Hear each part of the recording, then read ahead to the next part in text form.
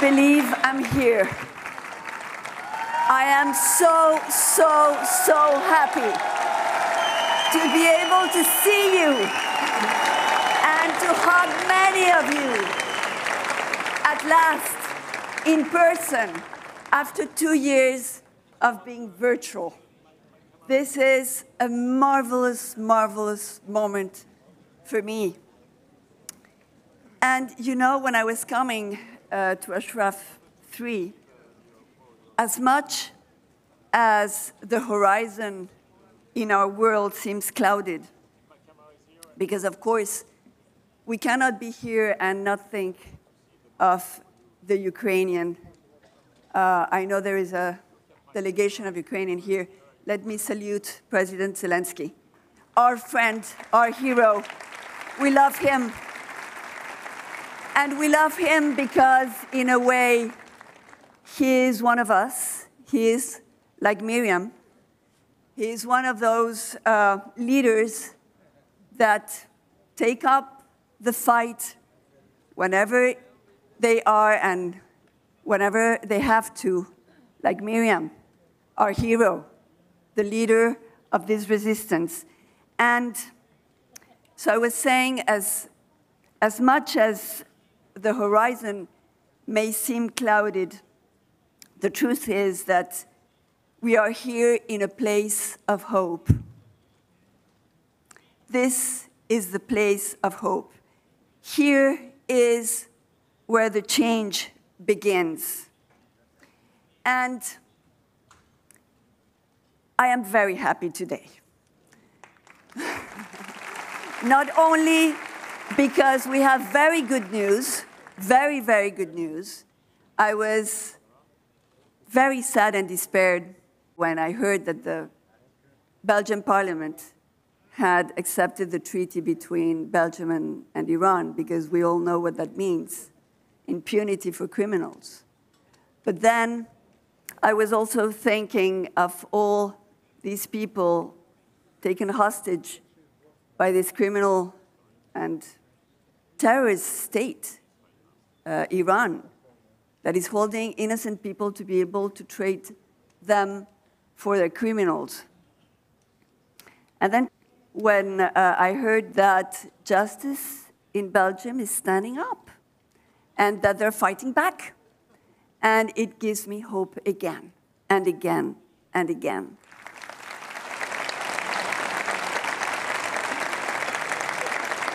We made it. I suppose that they must be very angry over there in Tehran.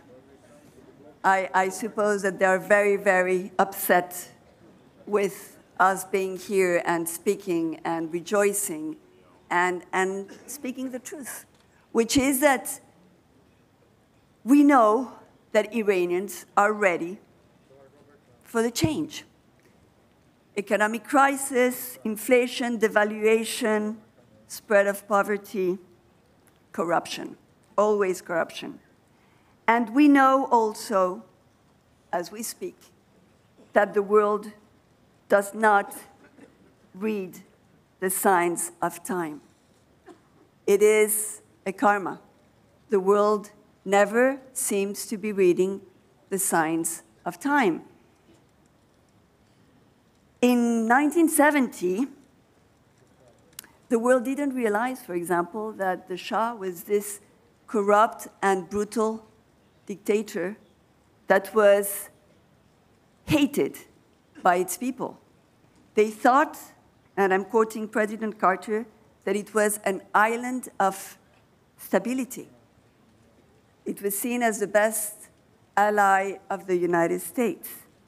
And the CIA, 5 months before the uprising against the Shah, said that Iran was not in a revolutionary or pre-revolutionary mode.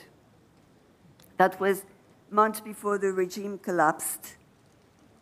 Yes, the world didn't see things coming, like it didn't see the fall of the Berlin Wall, or it didn't see coming the Second World War.